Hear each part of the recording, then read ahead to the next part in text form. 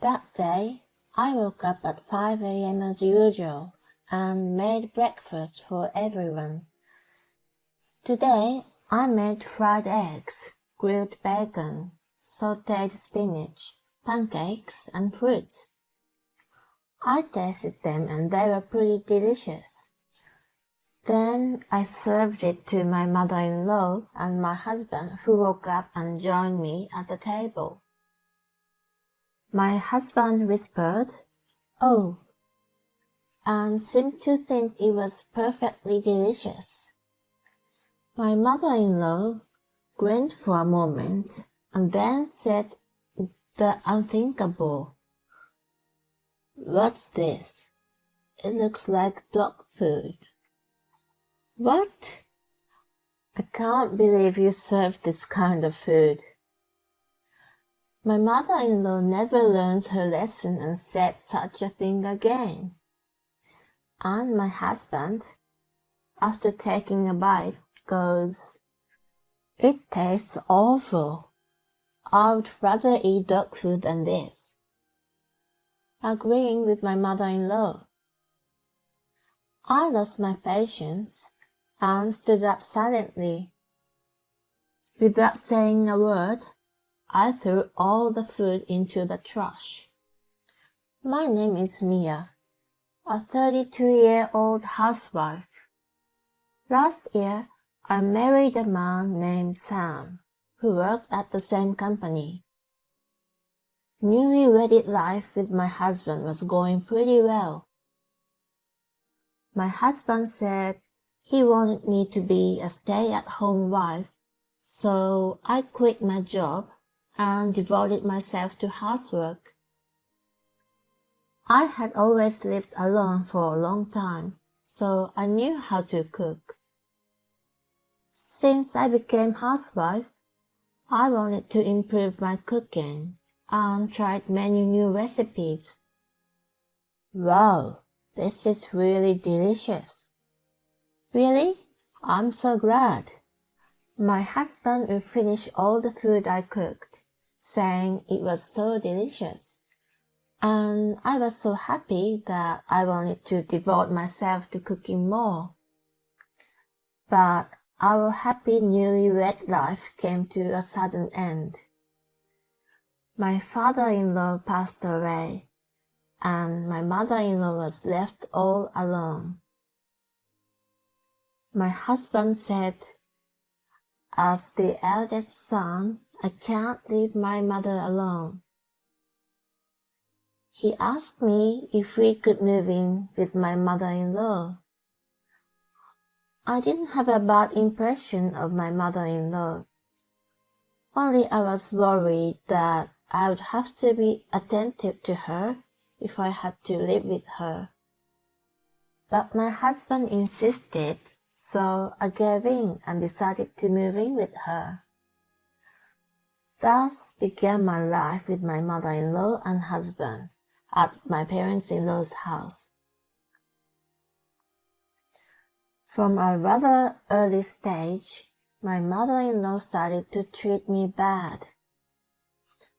My mother-in-law was always lazy and left all the housework to me.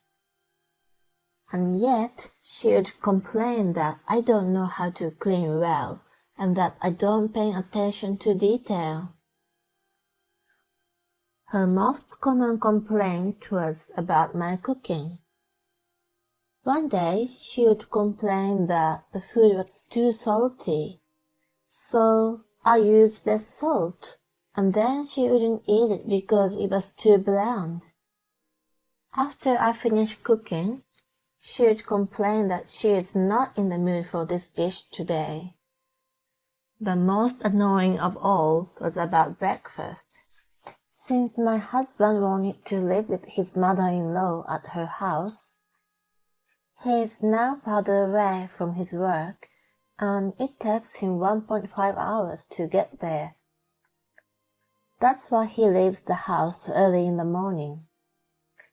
So I wanted to wake up around 6 a.m. to prepare something easy for breakfast, such as a simple toast and scrambled eggs or something like that. Then my mother-in-law got angry at me for serving such a light breakfast to the breadwinner of the family. She started telling me to cook a main dish, side dishes, and fruit. I tried to rebel, thinking that there was no way I could do such a complicated thing. But even my husband said, "Mama is right. I'm going to ask you to do it from tomorrow." With no one on my side, I had no choice but to comply with their unreasonable demands. But I was still in a good spirit at the time, so I was determined to make a perfect breakfast and surprise them. Then I started getting up at 5 a.m. to make breakfast. One day it was grilled salmon, sautéed spinach, eggs, and fruits. Another day I made an omelette with vegetables such as tomatoes, onions, and peppers. I also grilled sausages and put them on the side. Anyway, I made a variety of dishes and kept adding new ones. However, despite all my efforts, my mother-in-law would always criticize my cooking, saying, "What a horrible dish this is." My husband said it was delicious at first, but my mother-in-law repeatedly said it was horrible, so he began to talk like her. My husband has always been a bit of a mommy's boy, but when we moved in together, it got worse. Now he blindly listens to his mother's opinion and agrees everything she says. They would criticize my cooking every day, saying it was bad. So I gradually lost confidence in my cooking, while it is tasty to me when I eat it by myself. But as they continued to tell me that my food tastes bad, I started to think that I had no talent in cooking. Then I received an invitation to a home party. It was a potluck, and I was asked to bring a dish to the party. So, although I was a little worried, I cooked a dish and brought it to the party.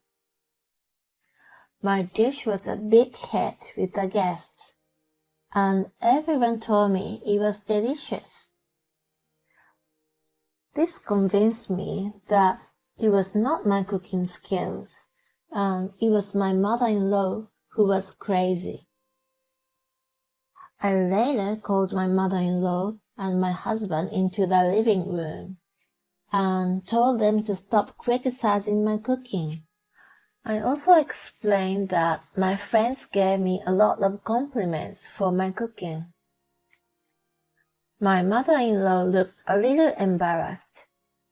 She said, "What? You are a boring wife who doesn't even get a joke?" "What? A joke?"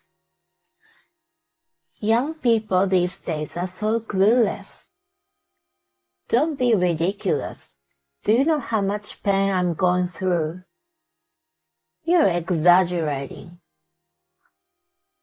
I don't know what kind of thought process you have. My husband also said, "Hey Mia, calm down. Don't embarrass my mother." What? Was it my fault? I wanted to have a proper discussion, but I felt like I was being played for a joke. All that remained was a gloomy feeling inside me. Then, one day at breakfast, I ran out of patience. That day, I woke up at 5 a.m. as usual and made breakfast for everyone. Today, I made fried eggs, grilled bacon, sautéed spinach, pancakes, and fruits. I tasted them and they were pretty delicious. Then I served it to my mother-in-law and my husband, who woke up and joined me at the table.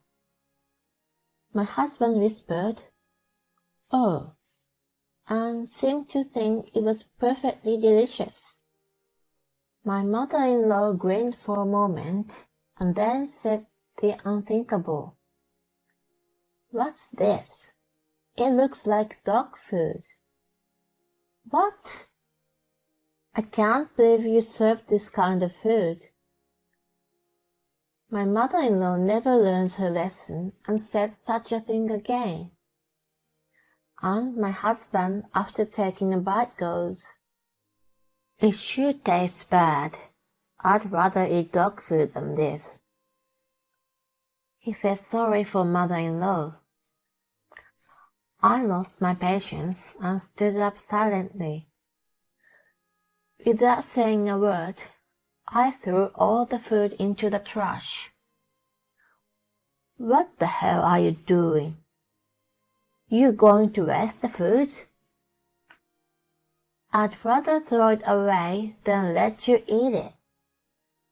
I wrapped my portion in plastic wrap and put it in the fridge. "What am I supposed to eat for breakfast?" "You can cook whatever you want." "We don't have time for that." "I don't care. You won't die if you skip one meal." My husband still wanted to say something, but it was time to go to work. So he gave up and left. My mother-in-law was sarcastic and said, "Because of your selfishness, we have to go somewhere to eat breakfast." I ignored her and started cleaning the house. Then I wrapped up my breakfast and put it in the fridge for lunch, and it was delicious. Then, during my lunch break, I got a message from my husband. "I had to buy a sandwich at the supermarket because you threw away my breakfast." Everyone at work said they felt sorry for me when I told them you didn't make me breakfast. "I don't know what you're mad about, but tomorrow you're going to have to do better." "Why are you acting like you're the victim and making me out to be the bad one?" I was so angry that I immediately went to the city office to get the divorce papers. When my husband came home from work at night, I confronted him with the divorce papers. Both my husband and mother-in-law were surprised that I brought the divorce papers. "Oh, come on, a divorce over something trivial as that? You're so mentally unstable."